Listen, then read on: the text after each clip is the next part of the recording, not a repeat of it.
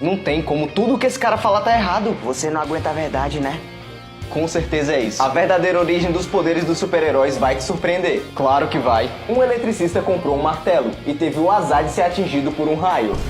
E ele virou o Thor. Já sei, quero ser eletricista. Com certeza foi assim. Esse outro foi picado pelo Thor. Pronto, começou. E ele virou o Super Choque. Um Super Choque não, cara. Ele é o meu favorito. O meu também. Essa outra pessoa desistiu da fazenda e foi fazer crossfit. O que é crossfit? É uma pessoa que paga pra correr na rua. Ah, E ela virou a Mulher Maravilha. mano. Por isso que ela tem uma corda, né, Oli? Não, mãe. É por isso.